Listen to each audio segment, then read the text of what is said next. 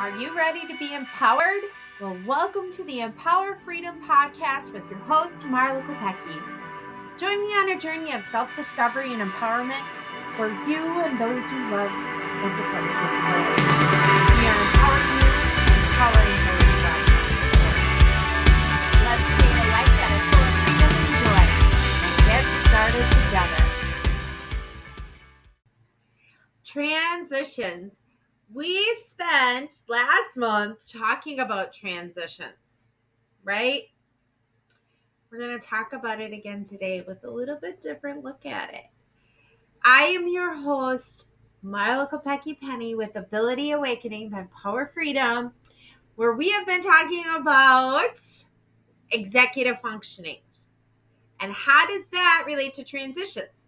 Here we go. Your child happens to melt down every time you say it's time to stop and switch an activity. You are not alone. Whether it's your child or your student or your client, this is something. A lot of times we talk about it, about preferred tasks, things we like to do, to a non-preferred task, things we don't like to do. And we always talk about how it's really hard to go from something we want to do to something we don't want to do, right? Well, transitions challenge both our brain and our emotions, even for us, right? Transitions require stopping one thing. Our brain has to literally stop and shift attention to something else, to start something else. Have you ever heard that a body in motion does better staying in motion rather than stopping and then having to restart? Remember back when that was the big workout model where you ran and then you walked and then you ran because it works you so much harder to do so? It's the same thing here. When we're having to switch our brain to the next task, it can cause a hiccup in our giddy up because you are using 3 executive functioning skills in a row. So if you struggle with executive functioning, it's no wonder why a transition is tough. So how do we help support that, right? 1, we can use countdown visuals.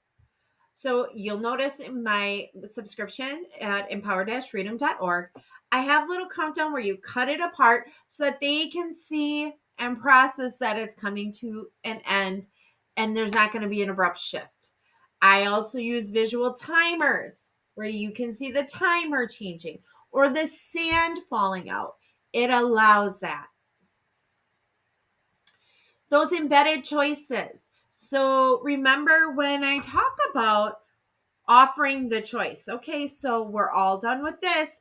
Now, do you want to do this or this first? So for example, when we're working on, again, for this duration, I'm talking about cleaning a room, right?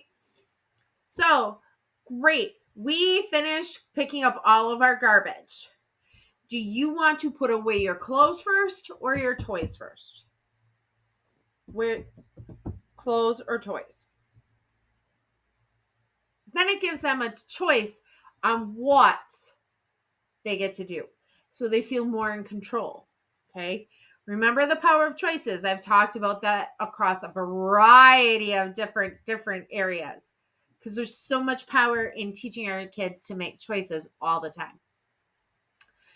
For those who really still struggle, a lot of times I use the actual objects or a fidget that they associate with it to help bridge the gap of understanding.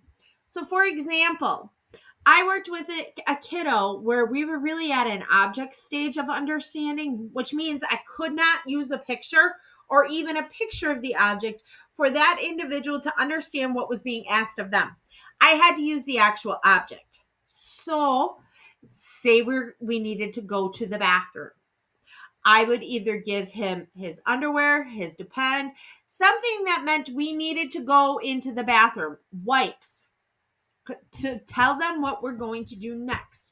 Oh, I have the wipe, or I have the toilet paper, or I have this. That means I need to go to the bathroom. The object associated with the task. That's object stage, right? So when we start to build that in and give that sense of predictability and control to the individual, because remember, we all want to control our worlds. So do they. Everybody wants to control their own world and run it their way. It not only makes the moment easier, but we are beginning to build trust with our loved ones. Transitions don't always have to be filled with tension, okay? If we start to build in consistency with one task, then it becomes a skill. And then that becomes smooth, which builds confidence, trust, and connection that you're able to move on to the next one and the next one. And every time you introduce a new one, it becomes easier and faster because they've created a pattern of predictability of how you're going to introduce the task. Once they become independent, the celebration, all of those things. Once we get skilled with one, we start to create that pattern of predictability, which is what our brains are seeking as pattern-seeking brains. So here at Ability Awakening by Empower Freedom, we realize how important those transitions are and how many executive functioning skills go into it. So just take one, break it down, do the steps that we just mentioned, and then build on to that. Because our goal is to empower you, to empower those you love and support. Joining us today, as always, we look forward to your feedback and support. Go ahead and leave us a comment or a review. We really love those 5-star reviews on YouTube and our podcast platforms on Spotify. Podcast. If you're looking for more support, check out our empower-freedom.com to become a member or to enroll in our newsletter where we're constantly giving out additional information and supports and those how-to supports and articles along with visuals. So, as always, empowering you to empower those you love.